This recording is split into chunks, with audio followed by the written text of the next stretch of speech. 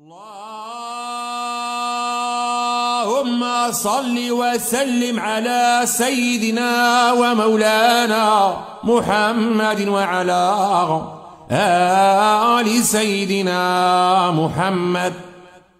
Mes frères et mes sœurs, là on va parler sur le diagnostic. Comment faire un bon diagnostic. Et vous pouvez le faire vous-même. Il est très très simple. Vous allez lancer une ruqya. Et le moment où vous écoutez une ruqya, si vous remarquez qu'il y a des chaleurs, froideurs des mains, s'il y a des lourdeurs sur les épaules, des douleurs dans les épaules, dans le dos, en bas du dos, les pieds et les mains qui tremblent, ou bien des parties du corps qui tremblent aussi, des fourmillements, quelque chose qui bouge dans le corps, les maux de tête. Si vous sentez qu'il y a des picotements sur le cou, entre les épaules, le visage, les yeux, les larmes dans les yeux, des frissons, si vous trouvez ça, ça veut dire que vous avez un problème lié au mal occulte. Pas forcément que c'est la sorcellerie, possession ou quoi que ce soit, non. Je vais pas me casser la tête pour chercher sur YouTube, chercher sur Google les symptômes. C'est quoi un djinn? C'est quoi djinn amoureux? C'est quoi sorcellerie héritée? C'est quoi les nœuds? C'est quoi ça? C'est quoi ça? Ça ouvre les portes d'énergie pour attirer le monde qui travaille pour le mal et les entités et tout ça pour qu'ils rentrent dans votre corps, etc. Parce que ça crée des liaisons énergétiques, spirituelles, sans faire attention. Alors, les personnes qui n'ont pas de réaction, ils ont écouté plusieurs ruqya, ils boivent de l'eau coranisée et tout ça, mais ils n'ont pas de réaction. Malgré le problème, il persiste, les douleurs, il persistent et tout ça. Ça, pour être clair avec vous, ça nécessite la consultation d'un raqi expert. Moi, maintenant, je parle sur les cas de la grande majorité des personnes qui peuvent se soigner toutes seules. Mais il faut juste avoir les outils nécessaires, les informations correctes, un traitement efficace et tout se passera bien bi'idnillah. Vous avez une chaleur dans tout le corps ou bien dans des côtés du corps bien spécifiques ou dans les mains. C'est les symptômes de mauvais œil, jalousie, les regards de la haine. Vous avez reçu des regards de la haine, des regards de jalousie, des regards de mal. Ça peut être des djinns, comme ça peut être des êtres humains. Si vous avez une froideur dans des côtés bien spécifiques du corps, etc.,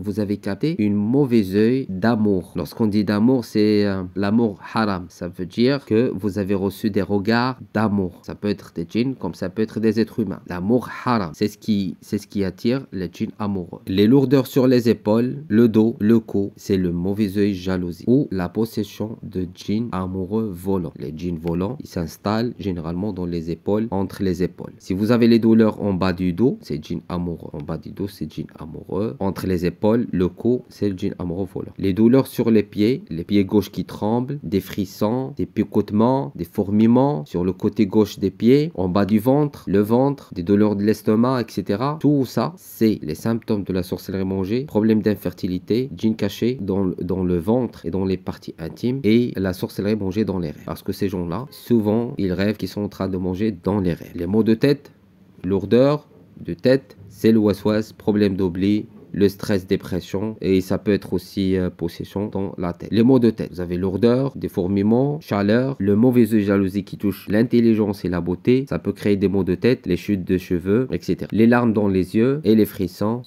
c'est parmi les symptômes de mauvais œil, jalousie. Ça, c'est tout ça, ce que je viens de vous dire, c'est pour vous rapprocher un petit peu. Est-ce que les réactions que vous avez pendant que vous écoutez une ruqya, c'est dû à un mal occulte ou c'est tout à fait normal?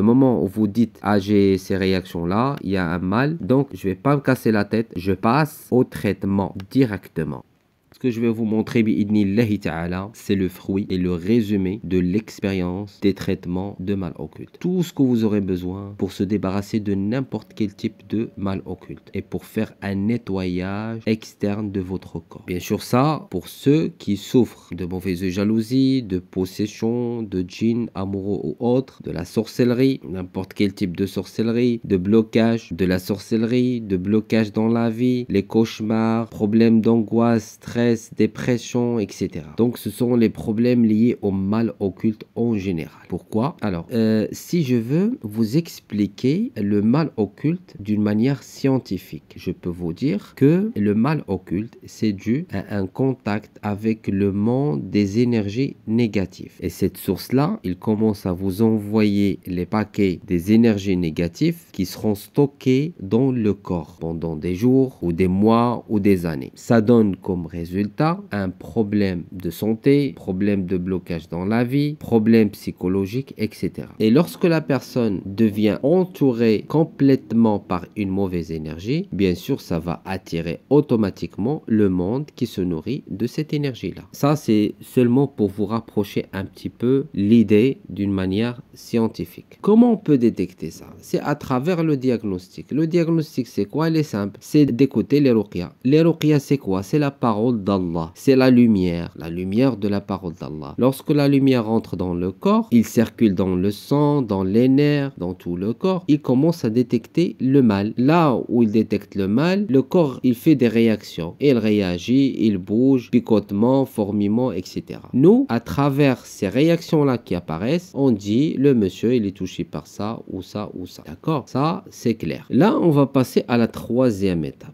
Troisième étape, c'est mettre en pratique ou prendre un traitement et l'utiliser. Il y en a plusieurs types de traitements. Mais il faut savoir que les traitements, comme les médicaments, il y a la pharmacie, il y a plusieurs types de médicaments, comme il y a plusieurs types de mots. Donc, il faut essayer. Ça, vous pouvez l'apprendre par expérience. Moi, j'essaie de vous donner la règle générale, mais chacun de vous, il est responsable pour faire le suivi de son cas pour qu'il puisse comprendre les choses qui fonctionnent et les choses qui fonctionnent pas. D'accord? Je vais vous dire. Tout d'abord, le nettoyage total à travers les 5 éléments que j'ai déjà expliqués.